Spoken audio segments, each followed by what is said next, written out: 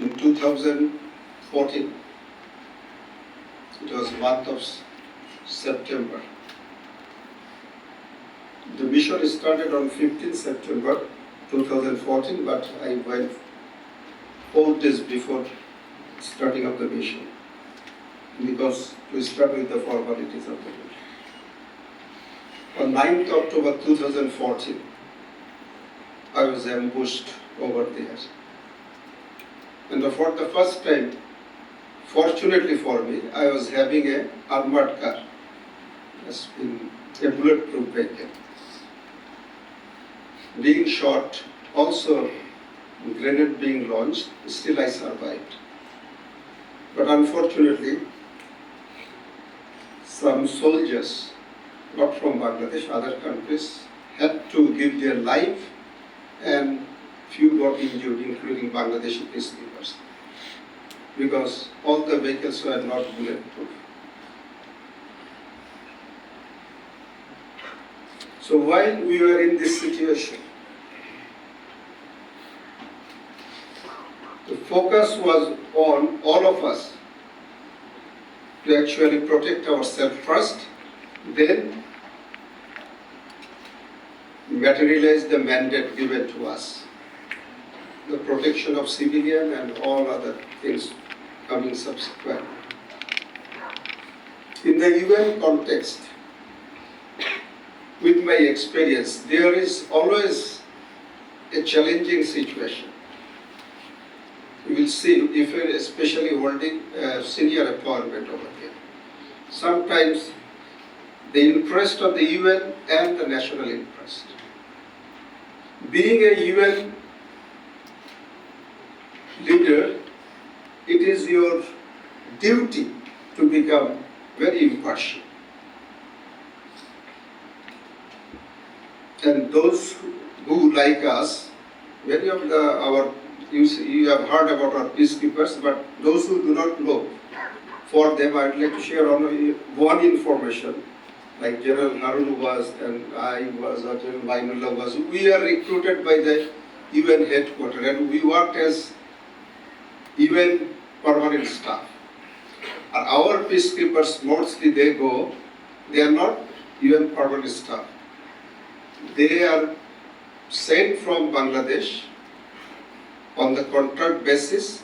Bangladesh government pays them and UN pays some amount to the Bangladesh government. And our salary was directly from the UN headquarters. So we were to give a lot of undertaking, including that we are not taking anything from Bangladesh, so that we are not biased for anything and we take right decision which is good for United Nations. So keeping that thing in mind, but still you as an individual always think of your national interest. It doesn't ever go out of your head. So in that scenario, after a few days or few months when we got stabilized a little, I engaged the government over there at that time, and I am sure some of those who are there in Central Africa, they will remember it. It was Mr. Joseph Yakute, Defense Minister then, and Mr. Francisco Todera, the president who became president after Catherine Sampra-Pandya, who was the caretaker president. So by virtue of my presence over there for about 2 years, I could grow good relation with them. So when he became president, then subsequently a lot of advantages started taking place for us. And as you will be knowing that some of the military officers are being trained in Bangladesh, and the initiative started from there. Inshallah, within a few weeks, I think, if I cannot make time, the Chief of the General Staff will go to Central African Republic, and we are going to hand over them few thousands pair of uniform for the Central African Army, this FACA, and other support that we can give. Only to ensure that that government is very friendly to Bangladesh. because there are a lot of effort which you can, diplomatic and non-diplomatic, to get some countries out of the mission, some countries in, and all these things happens. Being in Bangladesh, is my core interest to see that the Bangladeshis are there, and the host countries are critical. So it is imperative for all UN peacekeeping forces to maintain a very good relation with the host countries. And those things which started in 2014 is paying it now. So whatever you may name it, military diplomacy or whatever it is, every time I heard that someone, somewhere they are trying to define an officer and the responsibility of some headquarter or some ministry or who should be doing this diplomacy. But as I understand, it's clearly spelled out in our foreign policy dictum by our father of the nations: friendship to all, malice towards none. And if you are trying to maintain friendship, so what is the scope? Absolutely. Engagement, friendly engagement, and that is, you may term it diplomacy and whatever it is. But I am quite sanguine that all of us, we are doing all the organs, doing everything that is congruent to implement this foreign policy. The military, we have multifaceted and whole range of engagement. So you just cannot name one after another. There's a lot of things which cannot be also articulated, but we do it. And that fetches benefit. To my understanding, this diplomacy is nothing but is an effort by any member of a country with a foreign country to achieve national interest by any form. You are going to define, you can define in so many ways.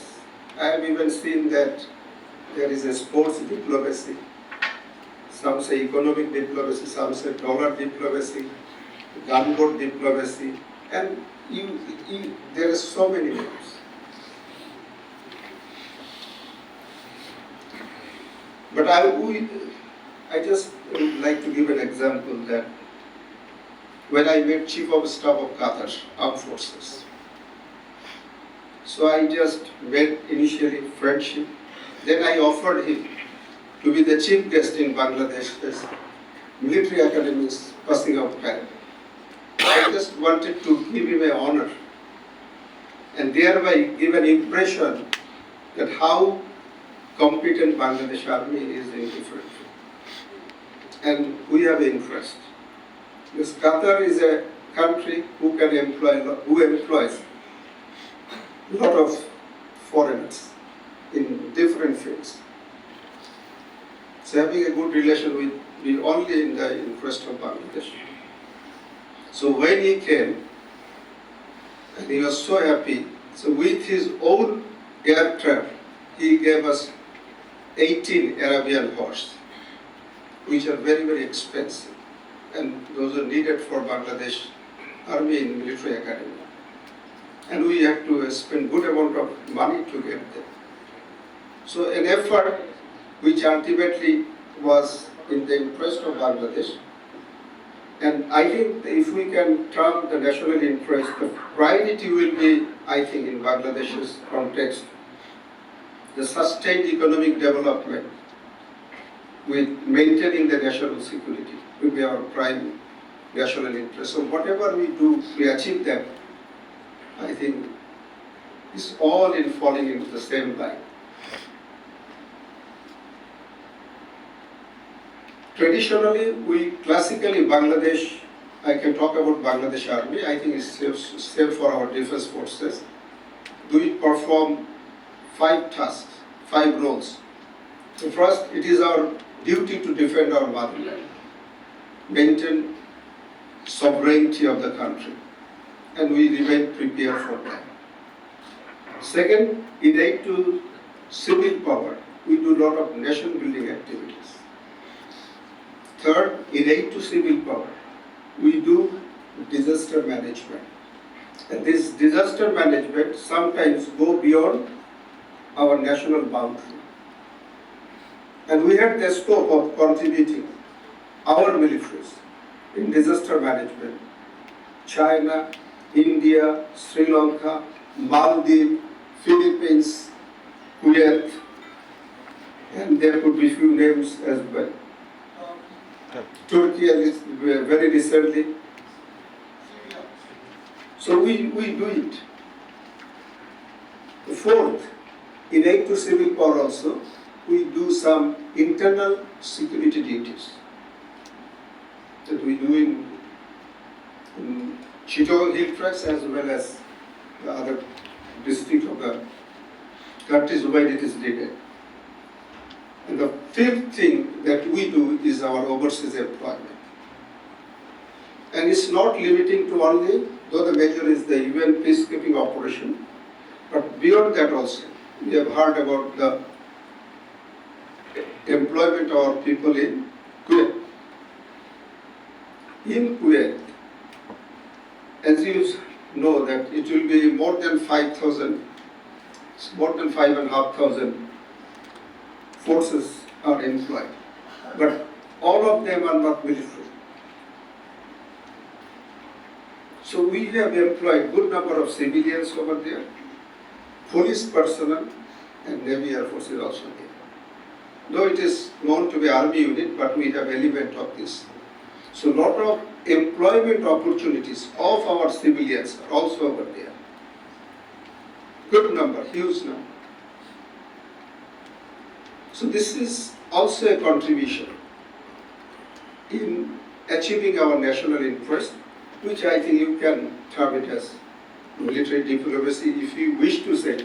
But as I say, I'm not very much fond of defining in so many ways. I saw that Professor Ashraf saw a definition where it was written as civilian or a military person engaging about military topic becomes, I think, a military diplomacy. But what happens when a military person, he engages himself about, as we have done so far, I have been giving examples, so non-military affairs, finding opportunity for our business opportunities, finding opportunities for our manpower export and all these things. These are not military affairs, but done by the military contingents or military leaders can also be a part of military diplomacy. So not only limiting to military topics, also something else could be. So while we have military engagement, keeping in mind to achieving our national interest, is any action to me is military diplomacy.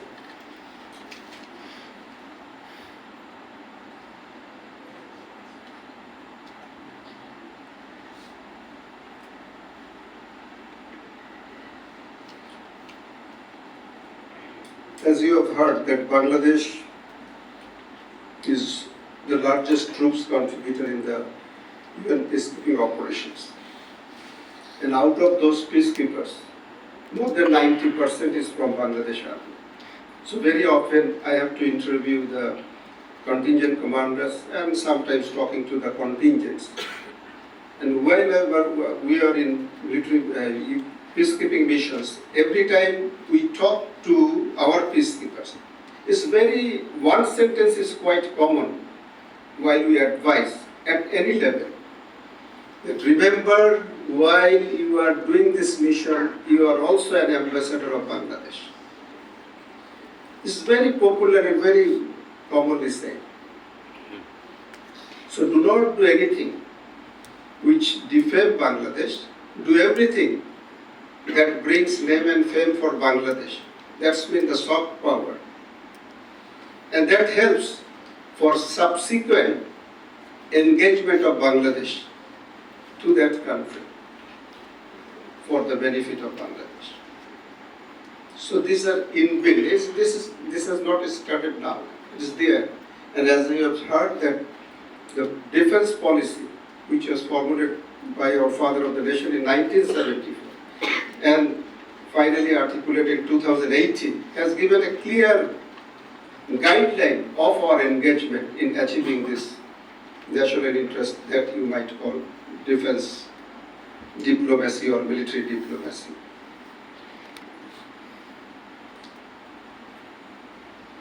While I visit the UN headquarters, I really feel honored and proud of our men that we have a special place over there, and everybody recognizes us by the top of the premier peacekeepers of the globe, and we are proud of that. And that drives us to put better effort in improving in those affairs.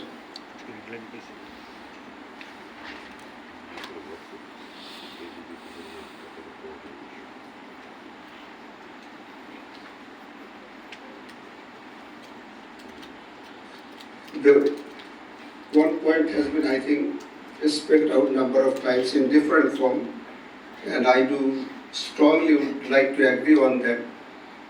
From the national interest or national strategy, the military strategy will come, and that formulates our approach to different countries or different issues. So in isolation, it cannot be done. So while we have a feeling sometimes who takes the lead or who should be in control, there comes a little problem. I think one point General Sabir was saying about the Peace Institute, who take lead and who should be the most appropriate authority to deal with it. Again, somewhere it was spelled out there, and I strongly, this was also on my note, in many engagements, while you start, but cannot finish because this doesn't remain in the military domain anymore. While I find an opportunity for a business sector, then subsequently it has to go to the ministries. So I have a feeling that I think, as has been suggested, there could be a body for ensuring a concerted effort that something which has been achieved is not lost, is followed up. And how to do it, we can always give suggestion, but I think best thing can Bangladesh Institute of International Strategic Studies, with your lesson that you have learned today, we can always suggest a modality in the foreign ministry as well. So I think with our constant effort, somewhere we will find a light to work in a better environment. There is no denying fact that all the organ of the government is working in achieving national interest. It is only better to find opportunities or most conducive environment to work together. It is impossible to succeed alone. And how to collaborate, that is the challenge. And I think while we discuss to find ways to improve, we'll be able to do that. There could be many suggestions which cannot be openly discussed, and there could be something which you can take it separately as well. Another issue I felt is important for us to note. The military diplomacy, as you said, there is an example of our IPAMs and other international engagement, global engagement that has been significantly contributing in the whole military diplomacy. IPAMs was conducted by Bangladesh Army in 2022, and 2023 it was India, as having the opportunity to be there as well. So what I'm trying to say is that 22 Bangladesh, 23 India, 24 Australia. But one thing is very common, is co-host is United States of America. And they bear the most of the budget. So they are spending good amount of money to enhance their areas of engagement, influence and cooperation. So if we really want to, actually Bangladesh would like to also enhance, no denying fact, we need to increase our capability by putting more resources and budget.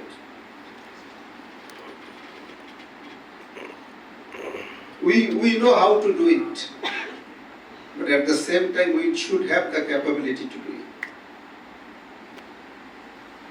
You can be the best scholar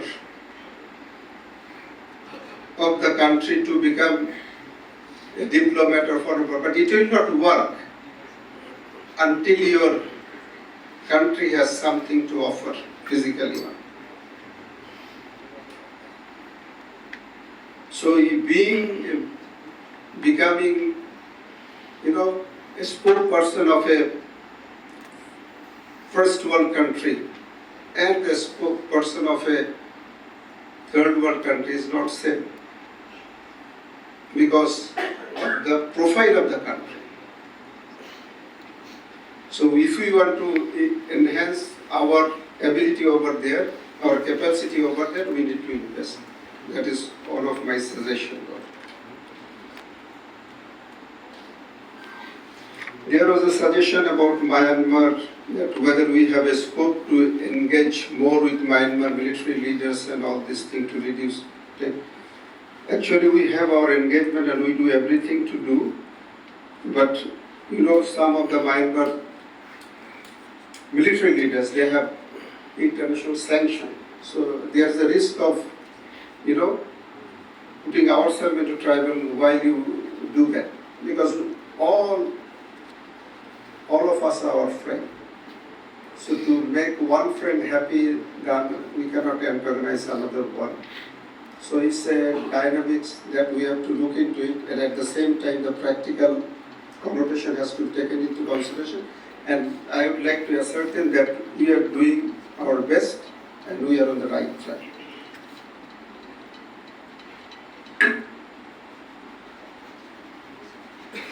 There was a suggestion that whether Army headquarters can have a directorate or some office which will deal with foreign affairs only. Basically, we have, not in the form of naming it in Office of Military Foreign Affairs or something like that, but we have our Directorate of Overseas Operations. We have our Directorate of Staff Duties. They engage the foreign missions, the foreign exercises. We have our military directorate. So we do differently through different directorates, but we have designated people to work for this engagement with our friendly countries. But however, we are restructuring our forces, taking the global changes into considerations, our organigram also being reconstructed, where we are keeping this suggestion in mind.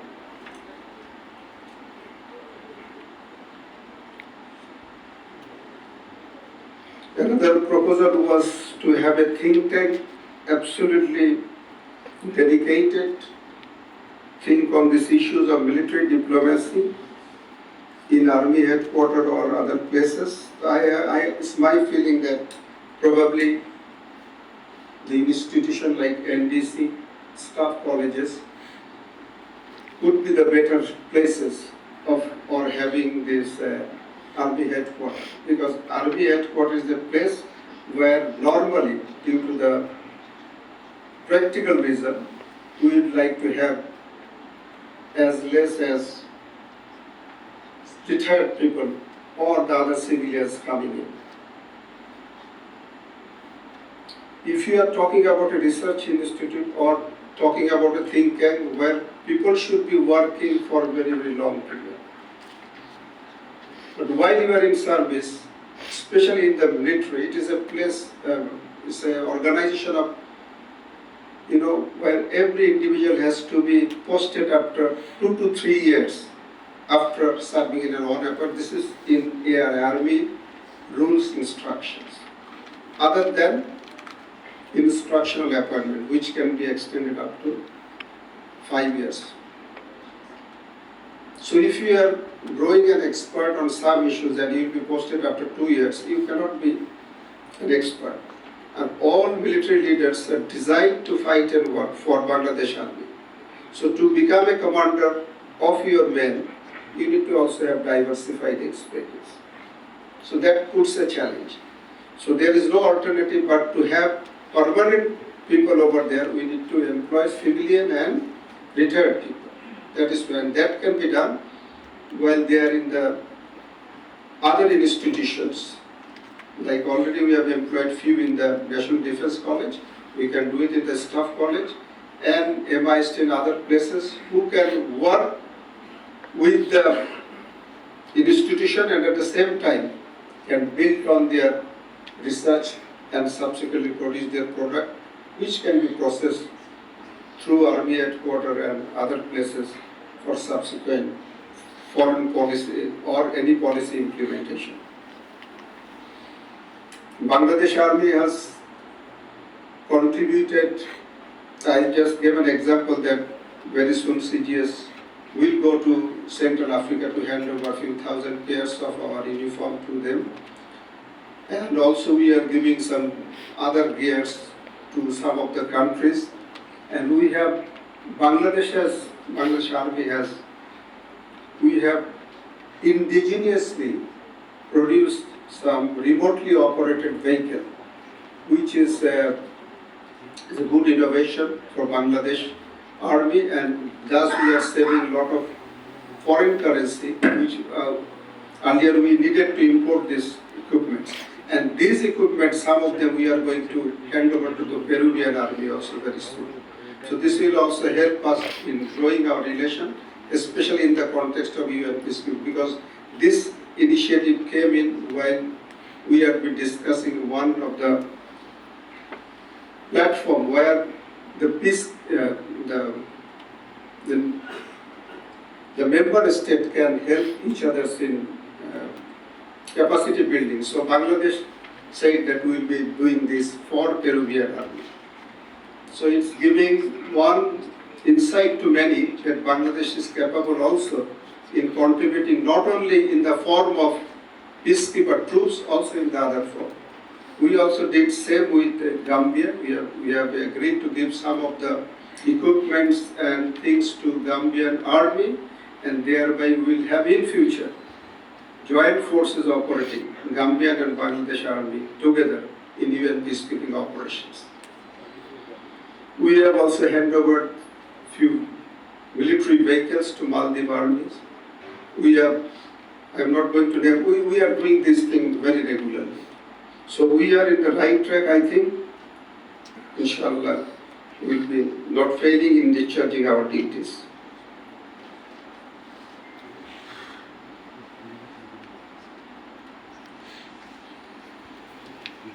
As said, I think I'd like to reiterate before I end that military personnel, they don't not only learn how to fight a war, but also how to prevent or avoid a war to achieve our national interest. At the higher level, it is taught. NDCs are never aimed to teaching you the art of warfare, rather how to avoid war or how to enhance your diplomatic capabilities. But at the same time, we never forget the main role of the military forces is to protect the sovereignty of the country. That is our primary goal. And we should be ready in doing that. Intention can change overnight, but capabilities doesn't change overnight. You are my friend today, what happens if you are not my friend tomorrow? So we should be capable of defending our national interest, our motherland, and be capable of But the main foreign policy dictum, as I have spent, has set every tone for us. And we are doing everything, and I would like to give you a word that as Chief of Bangladesh Army is doing everything in contributing to achieving that foreign policy. And wherever there is an opportunity, whether it is told or untold, we grab and do everything so that it only fetches benefit for Bangladesh. And Bangladesh become Sonar Bangla as dreamed by our father of the nation. Thank you very much. Joy Bangla.